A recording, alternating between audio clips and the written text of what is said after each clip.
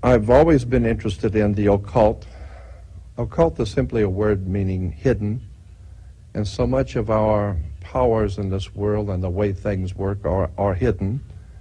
And the more one looks at this subject of how the world actually works, you begin to see that there's a magical system, and I'm telling you, there really is a magical system dominating the world of the Western civilization. To go to the basis, the fundamental foundation on which things sit in order to understand. Begin to see how magical use of words and terms and symbols are used. You need to start looking at the world of the occult in politics and religion. And the powers that be in this world have set up a world of symbols and emblems and terms and catchphrases.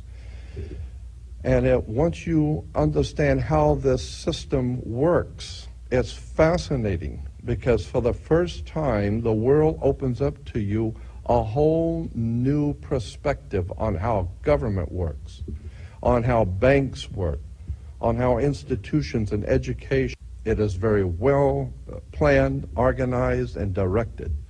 There is a hidden agenda, so to speak.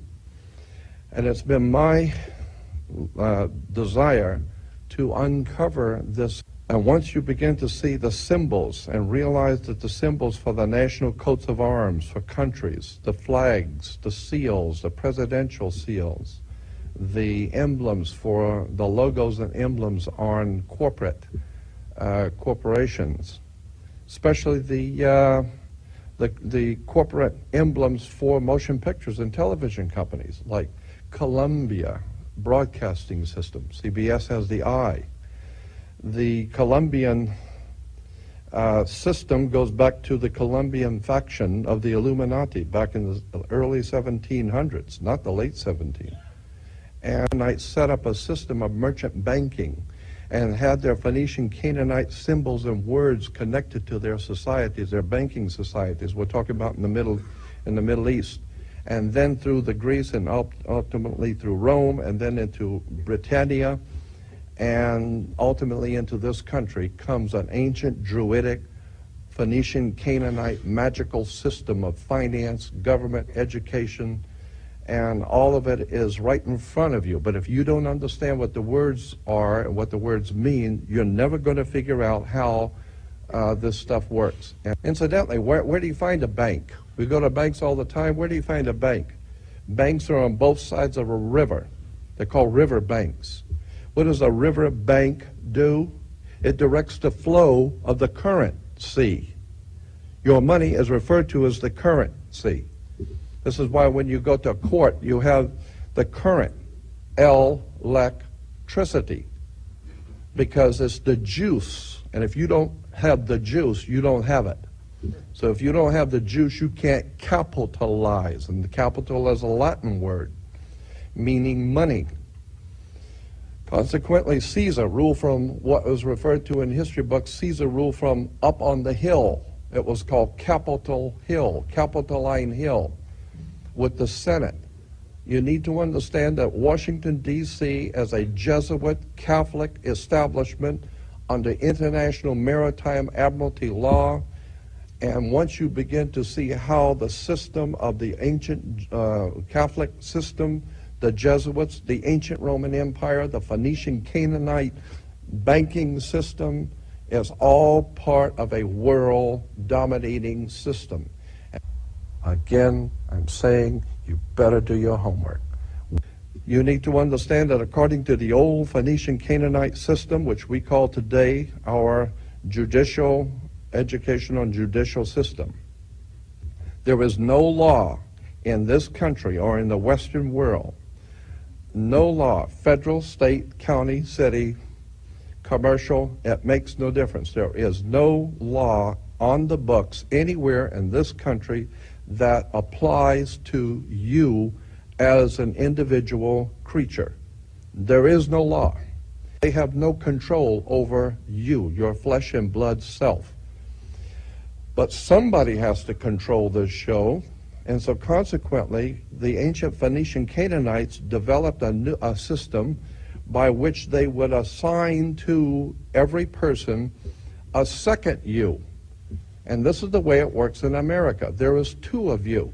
Consequently, the system has made each one of you a corporation.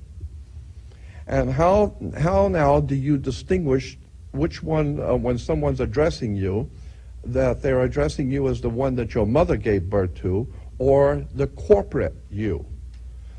For every piece of important bills, insurance, driver's license, identification, taxes, I don't care what it is. If it's a piece of business, period, in any kind of way, shape, or form, your name must, by law, international maritime admiralty banking law, your name must appear in all capital letters. When you sign your name, upper and lower case, that is applying to your body. Your flesh and blood self is spelled, according to British and American law, upper and lower case, capital letter, lower case. That's you, your personal self. There is no law that can be applied to an upper and lower case name, period. Pass and read on a check what is said where you sign your name. That's why the attorneys tell you, you better check the small print. The Bible of business on the earth. Uniform Commercial Code. Uniform Commercial Code is based directly on Vatican canon law, on the Roman canon law. Consequently, when a ship pulls into port, it pulls in and stops in its berth. The ship is now in its berth. Because it is on the law of the high seas, or commercial maritime, UCC commercial law rules the seas. So when the ship pulls into its berth, the first thing the captain must do is to present a certificate of manifest to the port authorities, which means that the port authorities need to know how much is on this ship that you're bringing into our country and our economy. How many TVs, how many cars, whatever you're bringing, how much are you bringing into our economy? So you have to have a certificate of manifest of what is the value of your ship here. What are you doing? Consequently, when you are born, you come out of your mother's water. Therefore, you must have a birth certificate, a certificate of manifest, because you are a corporation-owned item. You are a human resource. This goes back to the German Nazi concept that every human coming out of their mother's water must be birthed. And therefore you have to have a certificate, a manifest, to see how much this individual is going to make for us in our new world order. I'm telling you that until you understand the laws, the symbols, the emblems, what these words mean, you're never going to suspect how far gone we really are. Did you know, for instance, that your birth certificate is a security on the stock exchange in the New York stock market? Did you know that? Because if you order your birth certificate, get a new one, order your birth certificate, it'll only cost you, sometimes it's free, it'll only cost you a few dollars. Order your birth certificate. On your birth certificate, all birth certificates in this country, on the bottom, it will tell you this is printed on security papers. Do not accept if not on full color security paper.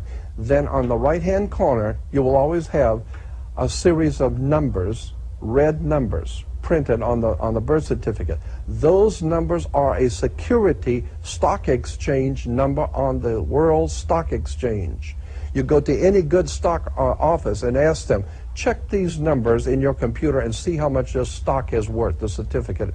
And they will check it on the New York Stock Exchange and find your birth certificate is a stock on the stock exchange in America. Why? Because you are worth money to the international bank that bought you in 1930. We need to wake up. Greatest single enemy to this totalitarian system is a free people who can do their own thinking, investigate everything, and have the ability to confront the powers that be. And of course America was called the land of the free and the home of the brave. We are not free and we are not brave.